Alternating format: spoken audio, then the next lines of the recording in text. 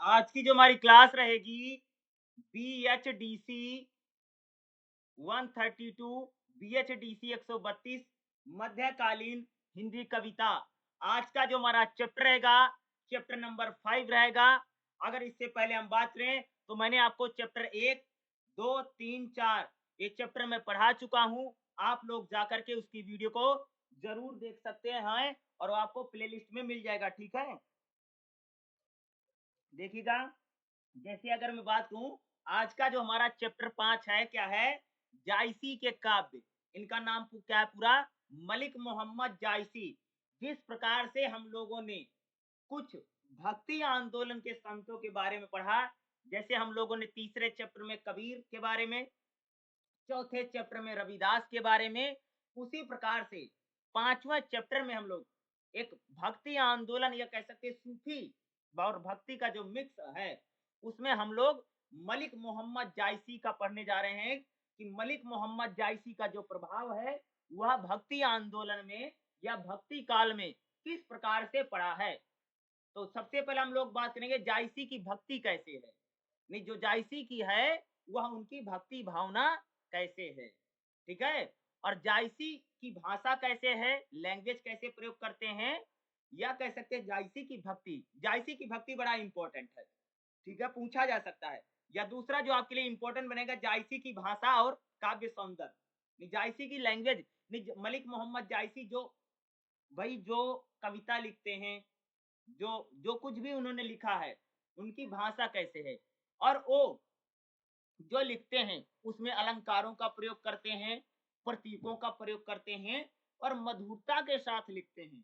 मधुर का क्या है भाव है। तो देखेगा, सब हमें लोगों को जो पढ़ना है जायसी की भक्ति और जायसी की भाषा और उनका काव्य सौंदर्य, क्योंकि एग्जाम के अकॉर्डिंग अगर मैं बात करूं, यही दो पॉइंट जो रहेगा आपके लिए इंपॉर्टेंट रहेगा, जो आपके एग्जाम में आ सकता है या आपके एग्जाम में पूछा भी जा सकता है। तो देखेगा, सबसे पहले हम लोग देख लेते हैं जायसी की भक्ति भावना। भक्ति भावना मीन्स वो किस प्रकार से ईश्वर की भक्ति करते हैं। देखिएगा, जायसी की भक्ति क्या है और इनका पूरा नाम क्या है? मलिक मोहम्मद जायसी पद्मावत निर्गुण भक्ति के प्रेमाख्या परंपरा का उत्कृष्ट उदाहरण। यानी जो जायसी है इनका पूरा नाम क्या है? मलिक मोहम्मद जायसी हैं और ये निर्गुण भक्ति के संत हैं, क्योंकि ये क्या है, एक मुस्लिम कम्युनिटी, इस्लाम से रिलेटेड है। दूसरा, मलिक मोहम्मद जायसी निर्गुण भक्ति करते हैं, यानी निराकार ब्रह्म की पूजा करना। यानी ये किस अपने भगवान को किसी मूर्ति में, किसी दिव्य आत्मा में, किसी महापुरुष में नहीं, बल्कि निर्गुण ब्रह्म की पूजा करते हैं। कौन करता है? जायसी। डॉक्टर रघुवंश के अनुसार जायसी की काव्य व्यक्ति में पद्मावत पूरे प्रबंधन की रूपक विधान नहीं है। देखो, मलिक मोहम्मद जायसी ने बड़ा ही बहुत ही अच्छी किताब लिखी जिसका नाम है भैया पद्मावत। पद्मावत उनकी बड़ी फेमस किताब है, जिसमें अभी कुछ समय पहले हमारे देश में एक फिल्म भी बनी पद्मावत, जिसको लेकर के काफी विवाद रहा। 2017-18 में, लगभग 2017 में फिल्म रिलीज हुई, जिसको लेकर के हमारे देश में काफी कुछ इतिहास में बातें हुई, ठीक है।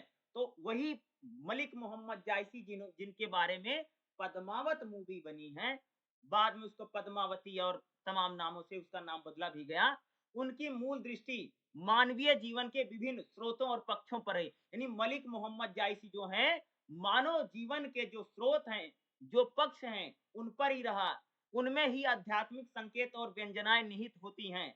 इस कथन से दो बातें स्पष्ट होती हैं कि पहली, अगर संयोग परंग रूपक नहीं है तो जीवन में रूपक तत्व है। दूसरे में आध्यात्मिक संकेत और व्यंजनाएं भी वह जीवन के समांतर उसमें नहीं थे। यानी मलिक मोहम्मद जायसी जो है भैया, वो कहते हैं कि व्यक्ति को आध्यात्मिक होना जरूरी है, यानी भगवान का भजन करना, भगवान से प्रेम करना क्या है कि भैया जरूरी है। ये आध्यात्मिक संकेत और व्यंजनाएं ही भक्ति का उपजीव है। इससे स्पष्ट है कि जायसी की भक्ति को कथा के समांतर ही समझा जा सकता है। यानी मलिक मोहम्मद जायसी जो हैं, वो भक्ति पर बहुत ज्यादा जोर देते हैं और भक्ति में कथाओं पर, यानी कहानियों पर, ठीक है, उस पर इनका कह सकते हैं कि हमें ज्यादा जोर दिखाई देता। किसका दिखाई देता है? मलिक मोहम्मद जायसी का। जायसी की भक्ति की सबसे बड़ी विशेषता भैया कह सकते हैं, खासियत यही कही जाएगी कि उस समय जीवन मूल्यों की यानी वो जीवन के जो मूल्य हैं, भाई हम आदमी को कैसा जीवन जीना चाहिए, सदाचार का जीवन जीना चाहिए, अपने धर्म का पालन करना चाहिए, भाई झूठ नहीं बोलना चाहिए, ईश्वर से प्रेम करना चाहिए, ईश्वर की भक्ति करना। नहीं, मलिक मोहम्मद जायसी भक्ति की सबसे बड़ी विशेषता यही बताते हैं कि हमारे जीवन के मूल्यों के बारे में बात करते हैं, ठीक है। अब देखिएगा, जायसी जो है सूफी मत का दार्शनिक पक्ष है, क्योंकि मलिक मोहम्मद जायसी जो है सूफी मत, जैसे मैंने आप सबको बताया था जिस प्रकार से हिंदू धर्म में जो बुराइयां थी, जो कुरीतियां थी, उनको दूर करने के लिए भैया मेरे भक्ति आंदोलन चला, ठीक है, हिंदू संतों ने चलाया। तो उसी प्रकार से इस्लाम धर्म, यानी जिसको हम मुस्लिम धर्म कहते हैं, मुस्लिम धर्म, मुस्लिम कोई धर्म नहीं बल्कि मुस्लिम नहीं बल्कि धर्म तो इस्लाम है, ठीक है। तो इस्लाम धर्म में या इस्लाम में जो कुरीतियां थी, यानी जो बुराइयां थी, उनको दूर करने के लिए सूफी आंदोलन चला। तो सूफी मत से यानी सूफी धर्म से जो जुड़े हैं वो जायसी हैं। जायसी की भक्ति में दो समांतर दिखाई पड़ता है, जिनके ऊपर आध्यात्मिक संकेत और व्यंजना की बात की। वे आध्यात्मिक संकेत और व्यंजनाएं सूफी मत से अलग हैं। यानी मलिक मोहम्मद जायसी जो है वह सूफी संतों से थोड़े से अलग हैं। क्या बोलोगे भैया, मलिक मोहम्मद जायसी जो है सूफी जो संत हैं, ठीक है, उनसे थोड़े अलग हैं। इसलिए जायसी की भक्ति को ठीक से समझने के लिए सूफी मत की सामान्य जानकारी जरूरी है। नहीं भाई, जायसी जो है सूफियों की तरह है, उनसे थोड़े अलग है। इसलिए जायसी को समझने के लिए हमें सूफी मत यानी सूफी आंदोलन को समझना जरूरी है। सूफी मत इस्लाम की एक शाखा है, जो इस्लाम धर्म की वर्तमान उदय से पूर्व 250 साल बाद अस्तित्व में इस्लाम आया था। उसमें इस्लाम में जो बुराइयां थी, कुरीतियां थी, उसको दूर करने के लिए मुस्लिम संतों ने, इस्लाम के संतों ने जिस आंदोलन चलाया वही सूफी मत है, सूफी विचार है। सूफी मत का आविर्भाव यानी शुरुआत धार्मिक कट्टरता की विरुद्ध। और देखो, सूफी जो संत थे भैया, वो कहते थे धार्मिक कट्टरता हटाओ और ईश्वर से प्रेम करो। इस्लाम में कह सकते हो कि जो जिस प्रकार से हिंदू धर्म में जाति प्रथा है, छुआछूत था, उसको दूर करने के लिए भक्ति आंदोलन चला, उसी प्रकार से जो इस्लाम धर्म है उसमें धार्मिक कट्टरता थी और उसको उसके विरुद्ध जो है सूफी आंदोलन चला। और सूफी आंदोलन ईश्वर से प्रेम पर बहुत ज्यादा बल देता है। सूफी मत लगभग 12वीं शताब्दी में, यानी सूफी जो संत है, भारत में जो सूफी आंदोलन सूफी मत है वह 12वीं शताब्दी में आया है। सूफी शब्द की उत्पत्ति सफा या से हुई है, जिसका यानी होता, जैसे हम लोगों ने सूफी मत या सूफी विचार हम लोगों ने BHDC 131 में अच्छे से पढ़ा है। तो BHDC 131 वाली जो आपकी बुक है, यहाँ पर समझने में आपको पता समझ में आ सकती है कि ये सूफी क्या है। सफा पवित्रता से संदर्भित है, पवित्र सदाचारी लोगों को। आप बोला भाई, जो व्यक्ति पवित्र है, जो व्यक्ति साफ है, उसी को सूफी कहा गया है। सफा अर्थात पंडित। इस मत के अनुसार कयामत के समक्ष जो लोग आचरण के कारण पंक्ति में खड़े रहेंगे उनको सूफी कहा गया है। सूफी मीन्स यानी जो व्यक्ति साफ है, जैसे हम लोगों ने बोला था फना हो जाने, जो व्यक्ति ईश्वर को, भगवान के चरणों में खुद को समर्पित कर दिया है, यानी ईश्वर को प्रेम में, प्रेम के रूप में यहाँ पर हम सूफी करें। कुछ लोग सूफी को ग्रीक शब्दों से उत्पत्ति मानते हैं, इन शब्दों का आत्मज्ञान से संबंधित। कुछ लोग सूफ शब्द की उत्पत्ति बताते हैं। अरबी शब्द में सूफ का अर्थ है परम अथवा ऊन। इस मत का मानना है कि सूफी लोग भाई अच्छे वस्त्र के स्थान पर मोटा ऊनी कपड़ा पहनते थे। सूफी उनको बोला जाता भैया जो ऊनी मोटा कपड़ा पहनते थे, वही सूफी कहलाए। और सूफी का मतलब एक प्रकार से पवित्र है, जो व्यक्ति मन और चिंतन से पवित्र थे, ईश्वर की भक्ति पर, ईश्वर से प्रेम पर बल देते थे और इस्लाम की कट्टरता को हटाने की बात करते थे, जिन्होंने इस्लाम में संगीत को, गीत को, और खास तौर से इस्लाम में एक बड़ी चीज आई है कव्वाली, आप सबने सुना होगा कि सुनोगे वहां, क्योंकि इस्लाम जो है वह संगीत को लेकर के बड़ा कट्टर धर्म है, संगीत की बिल्कुल मनाही है, ठीक है। और इस्लाम की कट्टरता को दूर करने में कह सकते हो कि सूफी संतों ने या सूफी मत ने काफी उसमें बड़ा योगदान दिया। सभी मानते हैं कि सूफी संत खुदा की राह पर अपना जीवन चलाते थे, उनका अंतिम लक्ष्य ईश्वर की प्राप्ति था। भैया जो सूफी संत होते थे वह सिर्फ जो खुदा ने रास्ता बता रखा है, भैया भगवान ने जो कुछ बता रखा है उसी पर वो चलते थे। और सूफियों का जो अंतिम लक्ष्य क्या था भैया, भगवान को प्राप्त करना है, ईश्वर को प्राप्त करना है। स्वयं को जानना, आत्मा को जानना ही क्या है, सूफियों का कह सकते हो कि मेन परम लक्ष्य होता था। सूफी मत की पूरी साधना प्रेम की प्राप्ति है। भाई सूफी मत जो है पूरी तरह से ईश्वरीय प्रेम पर बहुत ज्यादा बल देता है। भाई भगवान से प्रेम करो, भगवान फना हो जाना। भाई एक शब्द सुना होगा फिल्मों में गाने भी कि तेरे प्यार में फना हो जाए। फना मतलब क्या? फना मतलब यानी पूरा भाई उस पर लुटा देना है, फना हो जाना है, यानी ईश्वरीय प्रेम की बात करता है। और फना जो शब्द है सूफी संतों की देना है, फना हो जाना, इसलिए यूज भी करते फना हो जाना। वो कह रहा है कि भाई भगवान से प्रेम में आप बिल्कुल भाई ईश्वर से प्रेम की साधना में बिल्कुल लीन हो जाओ, लीन तल्लीन हो जाओ। ठीक है, इसलिए गानों में भी अगर आप देखोगे उसको, भाई प्रेमी प्रेमिका को बोला कि मैं तेरे प्यार में फना हो जाऊंगा, फना ये सूफी संतों की शब्द की देन है कि वो ईश्वर से ईश्वरीय प्रेम के लिए फना शब्द का यूज करते थे। ठीक है, तो सूफी संतों ने भैया प्रेम की प्राप्ति पर बल दिया। किसकी प्रेम, किसका प्रेम पाना चाहते हैं? ईश्वरीय प्रेम पाना चाहते हैं। ठीक है जी। जायसी के काव्य में प्रेम तत्व है। भैया मलिक मोहम्मद जायसी भी ईश्वर से प्रेम पर बल देते हैं। जायसी की भी कविताओं में, जायसी के भी काव्य में प्रेम पर सबसे ज्यादा बात कही गई है। इन विचारों का दार्शनिक आधार प्रभावित होकर जायसी ने काव्य लिखा है और उन्होंने प्रेम को ही सार तत्व माना। जायसी सिर्फ भैया प्रेम को मानते हैं। जायसी कहते हैं प्रेम घाव दुख ना जाने कोई। कहते भैया जो प्रेम है वो किसी दुख को नहीं जानता है। ठीक है, प्रेम का दुख हर कोई नहीं जान पाता भैया। जो आदमी प्रेम करता है, प्रेम को दुख को वही जान सकता है। जिसे प्रेम होता है इसका दुख वही जानता है। ठीक है, जायसी अन्य समस्त प्रेम कथनक कवियों प्रेम को सिर्फ व्यक्ति क्रिया या भावना के रूप में नहीं देखा है। वह प्रेम को जीवन के विविध पक्षों में मिला करके प्रेम की बात करते हैं। कहते हैं जीवन के हर एक पक्षों में क्या कहते हैं, क्या कहते हैं भैया, प्रेम है। कहते हैं जो आदमी प्रेम करता है वही प्रेम के दुख को जान सकता है ना। भैया जिस आदमी ने कभी जीवन में प्रेम नहीं किया है वो प्रेम के दर्द को कभी वो जान नहीं पाएगा। समझ रहे हैं, ये जान नहीं सकता। प्रेम की व्यष्टि और समष्टि भावनाओं के समाहार में ही जायसी की भक्ति और कवित्व दोनों का विकास है। यानी जायसी कहते हैं प्रेम में और प्रेम को जानोगे, यानी जिस व्यक्ति ने प्रेम किया है वही प्रेम को दुख को, यानी प्रेम के दुख को क्या है, समझ सकता है। सूफियों की आध्यात्मिक भावना के अनुरूप जायसी प्रेम तत्व को, यानी जायसी ने भैया सूफियों की तरह जायसी भी ईश्वरीय प्रेम पर, यानी कह सकते प्रेम पर कह सकते हो सबसे ज्यादा बल देते हैं। यानी प्रेम को इन्होंने, भारतीय परंपरा में प्रेम का दो पक्ष माना है, संयोग और वियोग पक्ष। भैया प्रेम होता है कि भैया किसी किसी का प्रेम सफल हो जाता है। तुमने सुना होगा कि भैया किसी ने प्रेम है, किसी को ईश्वर का प्रेम मिल गया। और कोई कोई आदमी प्रेम में वियोग में रहता है। जैसे तुमने कहा कि भाई अगर आप देखोगे भगवान श्री कृष्ण से गोपियों ने प्रेम किया था। विरह मतलब समझते हो, विरह मतलब जैसे बिछुड़ जाना। तुमने देखा होगा आदमी किसी किसी से प्रेम करता है तो भैया क्या प्रेम मिलता नहीं तो आदमी उसी में जलता रहता है, तो इसको हम लोग बोलते विरह। विरह मतलब है कि आपका प्रेम जो है भैया वो सफल नहीं हुआ। तो प्रेम में दो पक्ष कौन है, एक तो संयोग और वियोग। संयोग पक्ष पद्मावती और नागपति दोनों रानियों के आश्रय से हुआ है।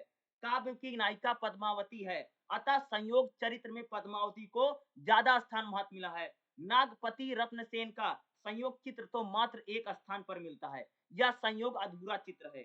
यहाँ पर कवि की प्रवृत्ति है भाई, प्रेम प्रेम जब मिल जाता है तो उसको कह सकते संयोग है, भाई आपका प्रेम जो है सफल हो गया है। और प्रेम जब नहीं मिलेगा तो आपको विरह की अग्नि में जलना पड़ेगा, जैसे गोपियां जल रही थी। तुम सबने सुना होगा ना कि एक भगवान श्री कृष्ण को लेकर के एक, आपने छोटी क्लासों में, मुझे लगता है 10वीं या 11वीं या 12वीं पता नहीं कौन सी क्लास में आता है, उद्धव को लेकर के पहला चैप्टर आता है। किताबों का नाम मुझे क्षितिज है या कृतिका, ऐसी कुछ किताबें चलती हैं जिसमें उद्धव उद्धव को लेकर के एनसीईआरटी में चलता था, उसमें आता था, शायद 10वीं क्लास में आता, शायद मुझे एग्जिट याद नहीं आ रहा। जिसमें आता है कि उद्धव जाते हैं गोपियों से कहते हैं कि भैया भगवान श्री कृष्ण आएंगे, तो गोपियां बताती हैं कि भाई वो भगवान श्री कृष्ण की प्रेम में भाई विरह में वो जल रहे हैं, और उद्धव उनका संदेश लेकर के जाते हैं ना। देखा होगा कि गोपियों के पास, राधा के पास उनका प्रेम का संदेश लेकर के जाते हैं, भैया भगवान श्री कृष्ण यहाँ दोबारा गोकुल में नहीं आने वाले, अब तो चले गए हैं। अब क्या बन गए, वो तो द्वारिकाधीश हो गए, क्या राजा बन गए हैं। अब यहाँ करके माखन चोरी और यहाँ रास रचाने नहीं आएंगे। गोपियां भगवान श्री कृष्ण के प्रेम में भैया क्या हो रही, व्याकुल हो गई हैं, ठीक है। तो वही यहाँ पर बताया जा रहा कि प्रेम भैया दो है, संयोग और वियोग है, और प्रेम में ज्यादातर आदमी को वियोग ही मिलता है, ठीक है। तो क्या है, संयोग और वियोग यानी दो पक्ष हैं, ठीक है। संयोग पक्ष का वर्णन का आधार पद्मावती और रत्नसेन है।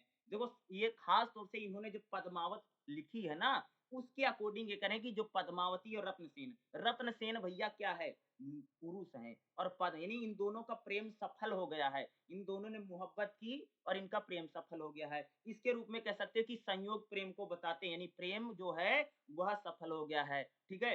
विरह के रूप में अगर वियोग पक्ष क्या है, वियोग पक्ष का मतलब होता है कि भैया आपने जो प्रेम किया है वो प्रेम सफल नहीं हुआ है, तो आपको विरह, विरह मतलब होता है दुख, दर्द, उसकी अग्नि में आपको जलना पड़ेगा। तो वियोग पक्ष की भी बात करते हैं। तो ये मलिक मोहम्मद जायसी ने जो पद्मावत लिखी है, तो उसमें एक है पद्मावती और एक है रत्नसेन, एक रानी एक राजा है, और रानी राजा का जो प्रेम है संयोग बस वो सफल है, इसलिए इसको ये क्या कहते हैं मलिक मोहम्मद जायसी, क्या है, संयोग पक्ष है, कि भाई उनका जो प्रेम है वो राजकुमारी पद्मावती और राजकुमार कह सकते हैं रत्नसेन, वो दोनों आपस में क्या कर सकते हैं, प्रेम करते थे। तो संयोग बस कह सकते हैं उनका प्रेम सफल है, उसको लेकर के मलिक मोहम्मद जायसी इस बात को कहते हैं कि संयोग पक्ष का प्रेम है, क्या है, यह प्रेम जो है सफलता को प्राप्त किया है। अब वियोग पक्ष में क्या कहते हैं भैया, जिसमें प्रेम टूट जाता है जी, देखिएगा जायसी के यद्यपि संयोग पक्ष के भौतिक चित्र को उकेरा है,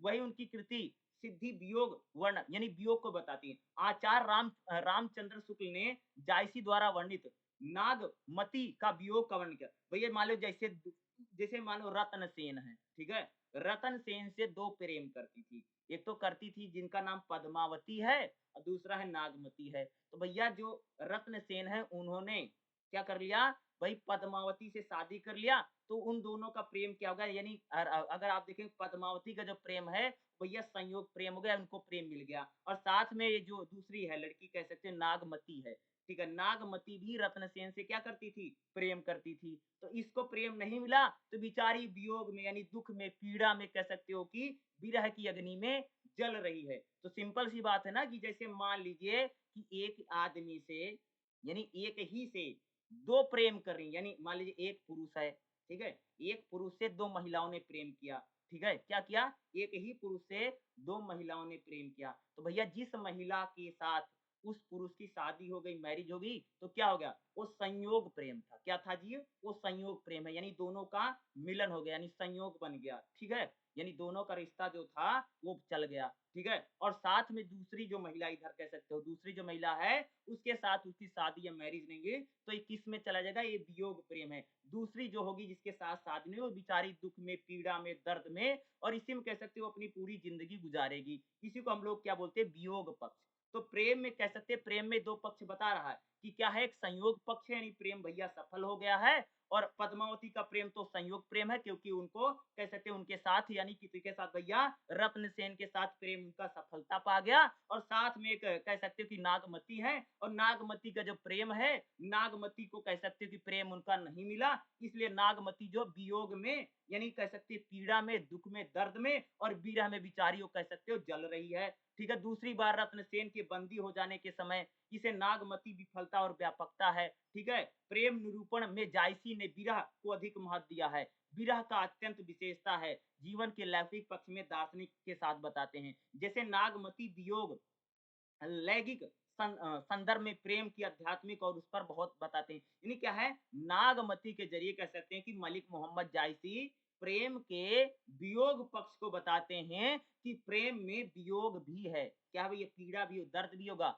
इसीलिए तो मलिक मोहम्मद जायसी कहते हैं कि प्रेम में क्या है, दर्द भी है, क्या है, दर्द यानी पीड़ा का भी जिक्र करते हैं। भैया प्रेम मिल गया तो क्या हो जाएगा, आपका संयोग प्रेम हो गया, और प्रेम आपको नहीं मिला तो जी ये क्या हो जाएगा, आपका वियोग यानी दुख और पीड़ा में बता। जैसे मैंने अभी हमने जिक्र किया था कि भाई भगवान श्री कृष्ण का प्रेम जब तक गोपियों को मिला तब तक तो ठीक था जी, और जब भगवान श्री कृष्ण गोकुल चले गए और बाद में लौटे नहीं, उद्धव के सहारे उन्होंने संदेशा भिजवा दिया, और गोपियां बिचारी विरह में जल रही हैं, प्रेम नहीं मिला, तो इस क्या विरह की अग्नि में, ठीक है, तो प्रेम की व्यंजना होने लगी। पद्मावत की खासियत यह है कि कथा लौकिक और अलौकिक दोनों कि एक दूसरे से टकराते नहीं हैं। पूरी कथा लौकिक संदर्भ में पढ़ी गई। एक कहानी है, पद्मावत क्या एक स्टोरी है। क्या पद्मावत क्या है? एक स्टोरी है जिसमें रत्नसेन, पद्मावती और नागमती की कह सकते हैं पूरी लव स्टोरी है, यानी कह सकते हैं एक प्रकार से क्या है ये, कह सकते हैं प्रेम कहानी है।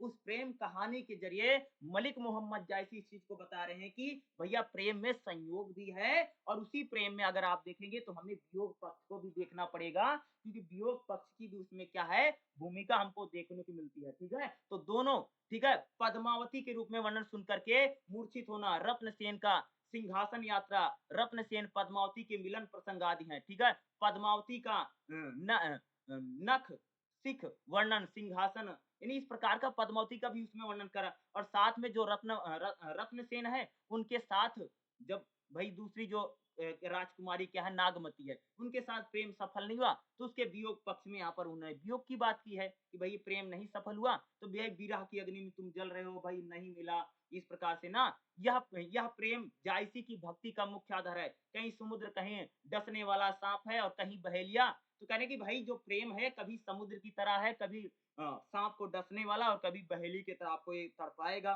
ठीक है, कभी वही प्रेम जो है नागमती के लिए यह प्रेम कह सकते हो एक प्रकार से डसने वाला सांप के समान बन गया। भैया आपको प्रेम नहीं मिला तो समझ लो कहने, जैसे हमारे आप बोलते हैं लोग अंगूर नहीं मिले तो अंगूर सारे खट्टे हो गए ना, तो उसी प्रकार से आप लोग कह सकते हैं कि ये प्रेम जो है किसके लिए, नागमती के लिए, ये समुद्र के समान है, ये डसने वाले सांप के समान है, ये बहेलिये के समान है। और जो बहेलिया, जैसे पहेलिया पता समझते हो, जो चिड़िया को इसे गुलेल मार करके मार देता चिड़िया को, तो नागमती के लिए प्रेम पहेलिया जो है, पहेलिया जो अपने तीर से या पत्थर से जो पक्षी को मार रहा है, जैसे सांप किसी को डस लेता है, जैसे समुद्र बहुत खतरनाक होता है, आदमी उसमें डूब जाता और पता नहीं चलता, उसी प्रकार से नागमती के लिए जो प्रेम है वो सांप के डसने वाले सांप के समान, समुद्र के समान, और बहेलिये जो योन यानी पक्षी पर घात लगाए बैठा हुआ जो उसको दुख देने के लिए,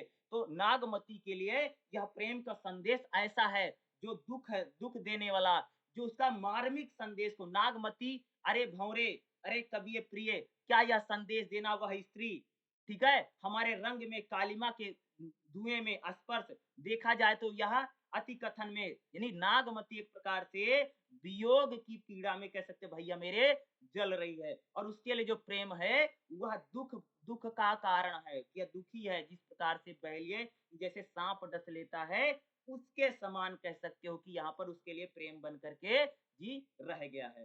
ठीक है, तो मलिक मोहम्मद जायसी की जो पद्मावत है वह एक कथा है। उस कथा के जरिए मलिक मोहम्मद जायसी इस प्रेम में अगर आप देखेंगे तो संयोग प्रेम और वियोग प्रेम के बारे में बताते हैं कि भैया अगर प्रेम होगा तो उसमें दो चीजें आपको देखने को मिलेगी। भाई हो गया तो संयोग बस बन गया तो आपको क्या संयोग प्रेम है, नहीं तो आपको प्रेम में वियोग की भी पीड़ा जो है वह सहनी पड़ेगी। इसलिए तो स्टार्टिंग में इन्होंने बोला कि प्रेम जो है वह दुख का भी कारण बन सकता है। ठीक है, और प्रेम को वही समझ सकता है भैया, दुख प्रेम के दुख को वही समझ सकता है जिसने कभी क्या किया है जी, प्रेम किया है। जिसने कभी जिंदगी में प्रेम ही नहीं किया है तो प्रेम को कभी भी समझ नहीं पाएगा। ठीक है, ये जायसी का। अब बात करें जायसी की भाषा कैसी है, तो अगर हम लोग जायसी की बात करें तो जायसी जो है, कबीर दास और जायसी की भाषा की तुलना करें तो विजय देव नारायण शाही लिखते हैं, एक अर्थों में जायसी हिंदी के विधवत कवि हैं। जायसी जो है भैया हिंदी भाषा के कवि, हिंदी भाषा में लिखते हैं। मैं यह नहीं कहता कि कबीर दास ने कविता द्वारा एक अत्यंत कठिन समय में अव्यंजना के, यानी जायसी जो है क्या है, हिंदी भाषा के कवि हैं, यानी हिंदी भाषा के विधवत कवि के रूप में हम कह सकते हैं मलिक मोहम्मद जायसी की बात कर सकते हैं। और मलिक मोहम्मद जायसी जो है मधुरता, यानी मधुर प्रेम को लिखने वाले कवि, क्या इन्होंने प्रेम को लिखा है। लोक भाषा का अनपढ़पन होता है, यानी यानी खुरदरापन जो होता है, यानी ये जो लोक भाषा है, जो आम भाषा है, उस भाषा में कह सकते कि इन्होंने अपनी बात की जोरी लाई, रकत खिलाई। यानी अगर आप देखें मलिक मोहम्मद जायसी जो हैं एक प्रकार से ठेठ भाषा में और हिंदी भाषा में अगर और प्रेम के जरिए लिखते हैं, मधुर, यानी इनकी भाषा में मधुरता है। किसकी, मलिक मोहम्मद जायसी की अगर हम लोग भाषा की बात करें तो मधुर की क्या है, इनकी प्रतिष्ठा है, इनकी अगर हम भाषा देखिएगा, भाषा की ताकत है कि पाठक जायसी की कभी कर्म से गुजरता हुआ, कभी की भाषिक क्षमता से गुजरता है। इस भाषा का मधुर अत्यंत सघन है, यानी मलिक मोहम्मद जायसी की भाषा में भैया बहुत मधुरता है, ठीक है? बहुत मीठी भाषा है, मधुर मीन्स मीठी भाषा कह सकते हो जी, ठीक है?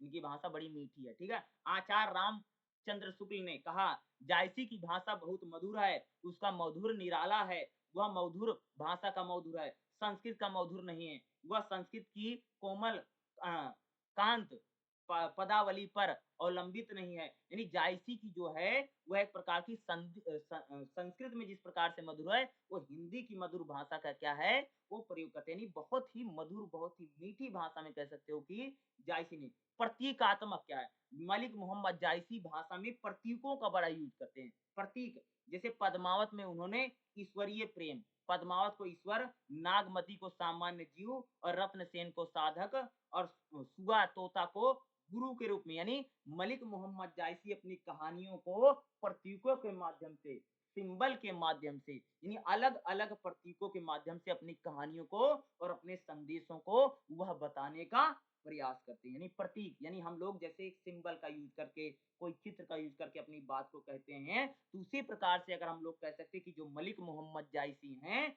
वह लिखने के लिए, अपनी बात को कहने के लिए, वो भाषा में कल्पना, यानी एक प्रकार से जो हम लोग सोचने कल्पनाशील हैं, प्रतीकों का, विधानों का, इन सभी का क्या करते हैं, यूज करते हैं। कौन करता है? मलिक मोहम्मद जायसी प्रतीकात्मक भाषा का प्रयोग करते। क्या बोल सकते हो कि मलिक मोहम्मद जायसी प्रतीक अप्रस्तुत व्यंजना है, यानी अगर आप देखेंगे ये इनकी जो भाषा की व्यंजना है अप्रस्तुत है। पद्मावत की अगर हम लोग बात करें तो बड़ा सुंदर विधान, जैसे हिंदी के कम ही कवियों में दिखाई पड़ता है। अप्रस्तुत व्यंजना जिन पर है, यानी अगर आप कह सकते हैं मलिक मोहम्मद जायसी जो भाव है, जो वस्तु है, इनका बड़ा प्रयोग करते हैं और बहुत ही महत्वपूर्ण है।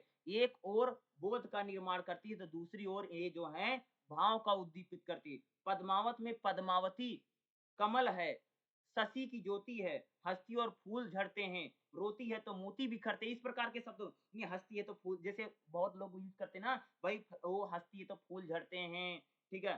शशि की ज्योति के समान है, या रोती है तो मोती बिखरते हैं। उधर सूर्य, जैसे सूर्य रत्नसेन को राहु लगा, तभी कमल के मन में उसका आभास होता है। यानी इस प्रकार की बहुत ही कह सकते हो कि व्यंजनापूर्ण भाषा का प्रयोग करते हैं। क्या करते हैं?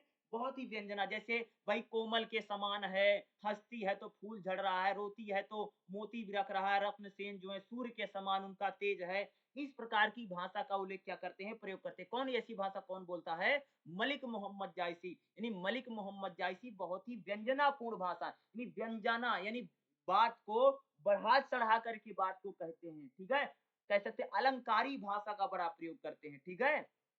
इस प्रकार से दूसरा क्या, प्रबंधात्मक, ठीक है? पद्मावत एक प्रबंध काव्य है, जायसी कथा कहते हैं। नहीं, जायसी एक प्रकार से कथाओं के जरिए, कहानियों के जरिए अपनी बात को कहने की क्या दिखा, यानी उनका प्रबंध, यानी उनका जो मैनेजमेंट है वो बहुत अच्छा, उनकी केवल कौतूहल से उत्पन्न घटनाओं को कहीं नहीं मोड़ी है, यानी वो बनावटी नहीं लिखते हैं, जो जैसा होता है, जैसा स्वाभाविक है, जैसे उनको दिखाई देता है, वह उसी प्रकार से अपनी बातों को कहते हैं। यानी उनको जो लिखने का, जो कहानियाँ लिखते हैं, जो कथाएँ लिखते हैं, उन पर कह सकते हैं मलिक मोहम्मद जायसी का बहुत ज़्यादा पकड़ है। यानी अपने शब्दों पर, अपनी बातों पर, अपनी भाषा पर, जायसी की भाषा की क्षमता का अंदाज़ा हम इसी बात से लगा सकते हैं, लगभग इन्होंने प्रबंधात्मक निर्वाह किया है। उनकी जो रचनाएँ हैं, वंशावली शैली में की गई। जायसी ने दोहा चौपाई का प्रयोग, यानी जायसी अपनी कविताओं में भी, यानी सॉरी कथाओं में भी दोहों का प्रयोग करते हैं, चौपाइयों का प्रयोग करते हैं। इसमें भारतीय और फारसी दोनों पद्धतियां, यानी मलिक मोहम्मद जायसी एक ऐसी रचना लिखते हैं जो फारसी भाषा और जो हिंदी भाषा दोनों को मिक्स करके कह सकते हो लिखते हैं। यानी एक प्रकार से अगर आप देखेंगे जिस समय जायसी लिख रहे थे, मलिक मोहम्मद जायसी, उस समय कह सकते भारत में फारसी भाषा का बड़ा प्रयोग होता था। तो फारसी और हिंदी को दोनों को मिक्स करके कह सकते हो कि अपनी बात को वो दोहों के जरिए चौपाइयों के जरिए क्या करते हैं, प्रयोग करते हैं, अपनी बात को कहते हैं। मलिक मोहम्मद जायसी अलंकारों का बड़ा प्रयोग करते हैं, यानी अलंकारी भाषा का बड़ा यूज करते हैं, यानी बहुत ही ज्यादा अलंकारों का प्रयोग। जायसी की भाषा अलंकारों का विशेष महत्व है। अलंकार के संदर्भ में परंपरा भी है। जायसी यहाँ पहले कथाओं को रूढ़ियों की बार बार उभरती है, परंतु जायसी की कविता प्रभाव और परंपरा के संदर्भ में अपना एक अर्जन करती है। यह अपनापन साध संयोग भी है, विरोध वस्तुओं का संगठन है। जायसी जो है कह सकते हो कि वो अपनी भाषा में अलंकारों का प्रयोग करते हैं, यानी कभी वो बात को बढ़ा चढ़ाकर भी लिखते हैं और कभी वो किसी बात को बहुत सहज ढंग से भी क्या करते हैं, बहुत सहज ढंग से भी अपनी बात को वो कहने का भी प्रयत्न करते हैं, क्योंकि वो अपनी कहानियों को कभी सॉरी कथा को कहने में अलंकारी भाषा का क्या करते हैं, प्रयोग करते हैं। रूढ़ों का, प्रतीकों का, इन सभी का मलिक मोहम्मद जायसी प्रयोग करते हैं। पद्मावत में कह सकते हो उन्होंने एक अलंकारों का भी कह सकते हो उन्होंने प्रयोग किया है। तो 2 क्वेश्चन आपके एग्जाम में जरूर पूछे जा सकते हैं, और खास तौर से जायसी का काव्य और वाचन का विधान क्या है, ये थोड़ा इंपॉर्टेंट हो सकता है, क्योंकि जायसी ने जो लिख रखा है देखो ये, इसको पूरा एक बार आप लोग जरूर पढ़ लेना, जो मैं बता रहा हूँ, ठीक है। खास तौर से जो संदर्भ दे रखा है ना, या ये जो दे रखा है संदर्भ, इसको पूरा एक बार जरूर पढ़ना है, क्योंकि इसकी संदर्भ सहित व्याख्या आ सकती है। क्या आ सकती है जी? क्योंकि बीएचडीसी में 12 नंबर को आपको संदर्भ सहित व्याख्या लिखने को आएगा। क्या आएगा? संदर्भ सहित व्याख्या। इसकी देखो यहाँ व्याख्या कर रखी है, ठीक है, और बाद में विशेष, ये आपको एग्जाम में लिखना, ठीक है, और इसको एक बार पढ़ लेना, इसकी व्याख्या पढ़ लेना, इसका संदर्भ पढ़ना, क्योंकि यहाँ से क्वेश्चन आपके एग्जाम में आ सकता है, पूछा जा सकता है, ये इंपॉर्टेंट है।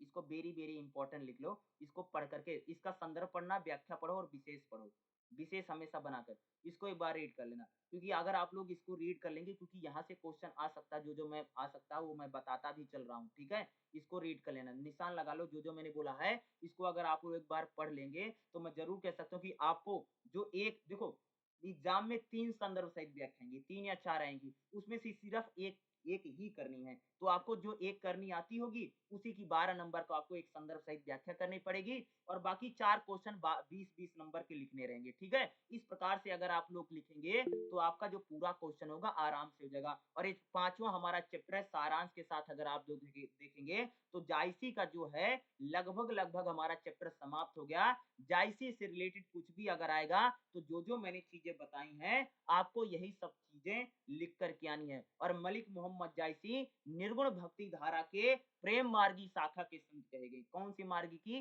प्रेम मार्गी, यानी इन्होंने ईश्वर को प्रेम के जरिए पाना चाहते हैं। यानी मलिक मोहम्मद जायसी जो भैया, वो ईश्वर को किसके जरिए पाना चाहते हैं? प्रेम के जरिए पाना चाहते हैं, मोहब्बत के जरिए पाना चाहते हैं, यानी वो भगवान के प्रेम में, यानी अल्लाह के प्रेम में क्या हो जाना चाहते हैं? फना हो जाना चाहते हैं। कौन फना हो जाना चाहना? ये फना हो जाना चाहते हैं मलिक मोहम्मद जायसी, फना हो जाना चाहिए। यानी इन्होंने कह सकते हो कि ईश्वरीय प्रेम पर, क्या जी? इन्होंने ईश्वरीय प्रेम पर सबसे ज्यादा क्या, सबसे ज्यादा क्या दिया है? बल दिया। यानी ईश्वर से प्रेम करे बात करते हैं, यानी ईश्वर से हमें क्या करना चाहिए? प्रेम करना चाहिए। और ईश्वरीय प्रेम को हम यहाँ पर हम लोग उनका देखते भी हैं, ठीक है। तो इस प्रकार से 5वां चैप्टर आपका समाप्त हो गया। तो बाकी अगर मैं बात करूं तो बाकी चैप्टर भी मैंने पढ़ा रखे हैं, आप लोग चैनल पर जा करके जरूर उनकी वीडियो को देख सकते हैं। अब अगला जो चैप्टर रहेगा हमारा 6ठा चैप्टर रहेगा, उसकी क्लास भी आप सब लोगों को बहुत जल्द देखने को मिल जाएगी। आप लोग चैनल की प्लेलिस्ट में जा करके बाकी वीडियो को भी जरूर देख सकते हैं। और आपको क्लास कैसी लगी मुझे कमेंट करके आप लोग जरूर बताइएगा, ठीक है। और कोई क्वेश्चन होगा तो आप मेरे से कमेंट करके पूछ लेना, मैं आपका रिप्लाई कर भी दूंगा, ठीक है।